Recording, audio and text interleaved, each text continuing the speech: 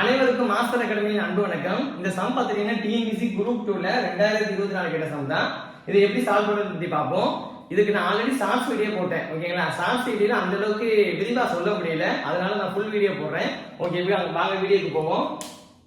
Okay, ரூபாய் 10,890 ஏ மற்றும் B என்ற இரு குழுக்களுக்கு 4:5 என்ற விகிதத்தில் பிரித்து கொடுத்தால் பி குழுவிற்கு கிடைக்கும் தொகை எவ்வளவுன்னு கேட்டிருக்காங்க. ஓகேங்களா? ஒரு குறிப்பிட்ட தொகை இருக்கு, அந்த தொகையை 2 குழுவுக்கு பிரிச்சு கொடுக்குறாங்க. ஒரு குழு ஏ, இன்னொரு குழு பி. ஓகேங்களா? ரெண்டுக்கு சமமா கொடுக்கல. ஒரு குழுவுக்கு 4 பங்கும் இன்னொரு குழுக்கு 5 பங்கும் பிரிச்சு கொடுக்குறாங்க. ஓகேங்களா? அப்படின்னா அவங்க கேட்ட கேள்வி என்னன்னா பி குழுவிற்கு கொடுக்குற தொகை எவ்வளவுன்னு கேட்டிருக்காங்க.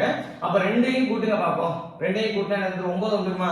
அப்ப சொல்லுங்க பார்ப்போம். 10,890. ஓகேங்களா? மொத்த பங்கு அப்படியே கீழே போட்டுக்கோங்க. ஓகேங்களா? மொத்த பங்கு ரெண்டையும் கூட்டினா 9. அதுல பி குழுவுக்கு பாத்தீங்கன்னா 5 பங்கு. ஓகேங்களா? அப்ப 5 மேல போட்டுக்கோங்க. ஈக்குவல் இதை சுருக்குனா நமக்கு ஆன்சர் கிடைச்சிடும். ஓரம் போதா 9, ஓரம் போதா 9, இங்க 10 இருக்கு, மிச்சம் 1 இருக்கு. அந்த 1 பண்ணி இங்க பக்கத்துல போட்டீங்கன்னா 18, ஈரம் போதா 18, திருப்பி ஓரம் போதா 9, திருப்பி இந்த 0 தூக்கி அப்படியே மேல போட்டுக்கோங்க. அப்ப ரெண்டையும் பெருக்குங்க பார்ப்போம். 1210 5ஆல பெருக்குங்க. 5 0 0, ஓரஞ்சா 5, ஈரஞ்சா 10க்கு 0, மிச்சம் 1, ஓரஞ்சா 5, 5 1 6. அப்ப ஆன்சர் பாத்துட்டீங்கன்னா ஆன்சர் சி தான் அந்த ஆன்சர். இதே கணக்குல குழு ஏ அப்படின்னு கேட்டா என்ன ஆன்சர் வந்து எனக்கு கமெண்ட் பண்ணுங்க. ஓகேங்களா? வீடியோ பிடிச்சிருந்தா லைக் பண்ணுங்க, ஷேர் பண்ணுங்க, சப்ஸ்கிரைப் பண்ணுங்க. தேங்க்யூ.